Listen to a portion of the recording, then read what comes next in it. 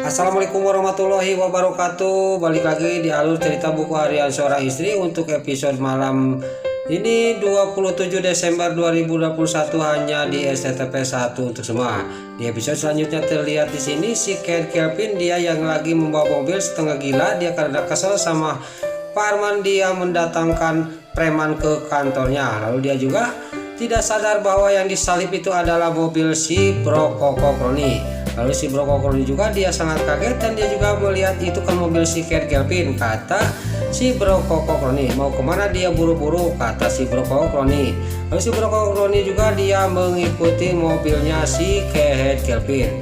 Lalu di sisi lain juga di sini Papa Jar juga dia akan menuju ke rumah sakit akan menggagalkan pendonoran ginjal ke Baliak untuk Budiana. Dia juga kecegat macet di tengah perjalanan.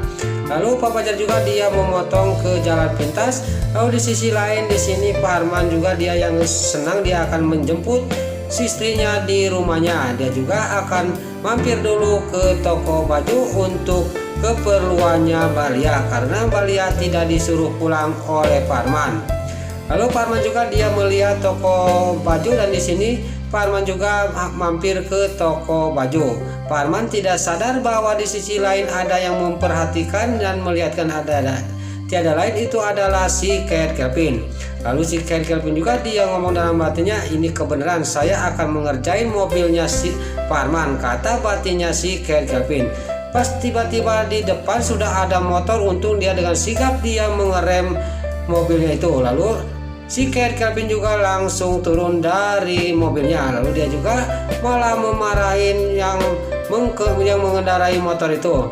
Lalu di sini si Ken Kelvin juga sudah memarahin yang punya motor. Dia juga yang punya motor juga langsung mendorong motornya dari depan mobilnya si Ken Kelvin. Lalu si Ken Kelvin juga dia sudah memarahin yang punya motor itu. Dia juga melihat lagi ke mobilnya Pak Arman. Lalu dia dalam batinnya dia ngomong, saya harus mengerjain mobilnya Pak Arman, saya akan dihabisin Pak Arman sekarang, kata si Ken Kelvin. Kalau tidak dia dihabisin mungkin dia terus-terusan mengganggu kehidupan saya, pasti akan terus menagih utang kepada saya, kata batinnya si Ken Kelvin. Lalu si Ken Kelvin juga dia kembali lagi ke dalam mobilnya dan mengambil sebuah tang. Lalu di sini Pak Arman juga dia tidak sadar dia bahwa bahaya sudah di depan mata.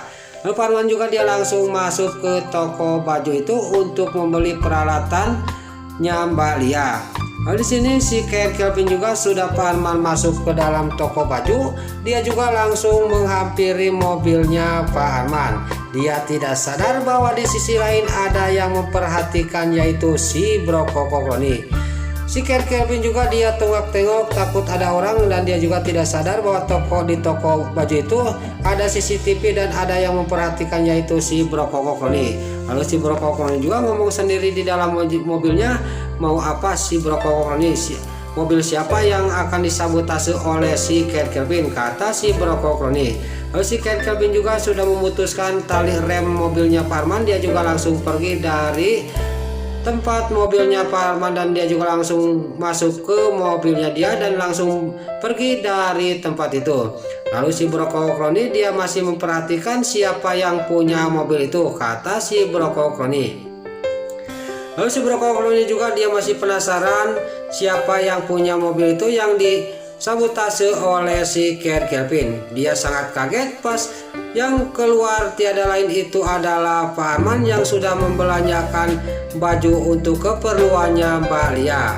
Di sini si Bro Koko Kroni juga sangat kaget dan dia juga ngomong sendiri, berarti mobil yang disabotase oleh si Ken Kelvin itu adalah mobilnya Pak Arman. Lalu untuk episode selanjutnya di sini terlihat Papa Jar dia sangat kaget melihat mobilnya Pak Arman sudah ada di Jukrang. Lalu Papa Jar juga langsung menolong Pak Arman sama Budiana. Lalu Budiana juga sama Pak Arman dibawa ke rumah sakit sama Papa Jar. Lalu Budiana sama Pak Arman juga dimasukkan ke ruang mayat karena Pak Arman sudah tidak bernyawa.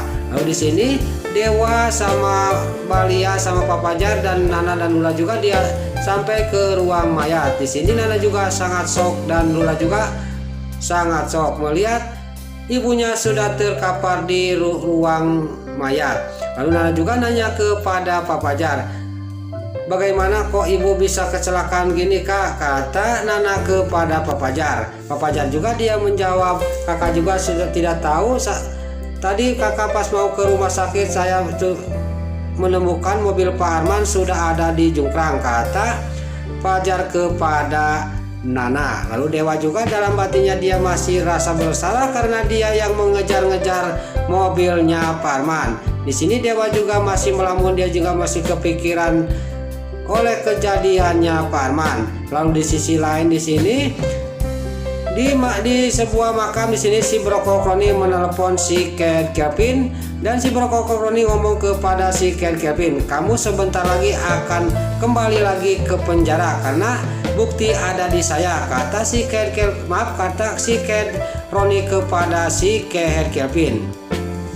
Lalu si Brokokroni juga tidak sadar bahwa di belakang sudah ada liang lahat, yaitu liang lahat untuk Pak Arman sama Bu Diana. Dia juga kakinya nyoledat dan dia juga langsung masuk ke liang lahat itu. Di sini sontak si Roni juga sangat kaget dan berteriak dia sambil dia juga langsung loncat lagi ke atas karena ketakutan. Lalu di sini nggak lama kemudian singkat cerita Pak Arman sama Bu Diana juga sudah dimakamkan. Lalu terlihat di sini Nana sama Lula juga sangat shock. Terlihat Dewa juga masih belum bisa bicara karena teringat terus kejadian itu. Lalu Pak Fajar sambil melihatin Nana dia ngomong dalam batinnya, saya tahu sebenarnya ini Pak Arman kecelakaan sama Bu Diana itu gara-gara Dewa mengejar-ngejar mobilnya Pak Arman, kata batinnya Pak Fajar. Saya mau ngasih tahu waktu ini belum tepat, kata batinnya Pak Fajar. Lain kali saya akan kasih tahu kepada kamu nak, kata batinnya Pak Fajar sambil melihat kepada Nana dan Lula yang sangat-sangat dia terpukul baru aja ketemu sama ibunya sekarang sudah ditinggalkan pergi.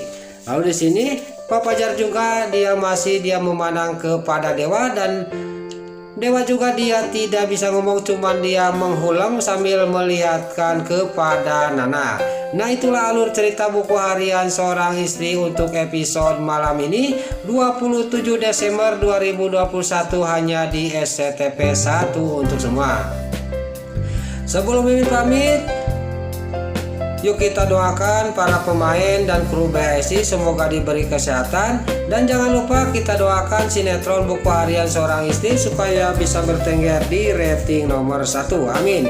Dan juga sebelum Mimin pamit, bagi dulur-dulur, mama, tante, bunda-bunda dimanapun Anda berada yang baru bergabung dengan channel ini, jangan lupa tekan tombol like, komennya, dan subscribe-nya. Dan jangan lupa nyalakan lonceng notifikasinya juga ya guys. Sebelum Mimin pamit, Mimin mohon maaf kalau ada salah-salah kata dan kata-kata Mimin palelo lobati soledat karena Mimin terus mudah. Mimin mohon maaf. Sekarang Mimin pamit. Wassalamualaikum warahmatullahi wabarakatuh. Salam sehat selalu dimanapun Anda berada. Terima kasih.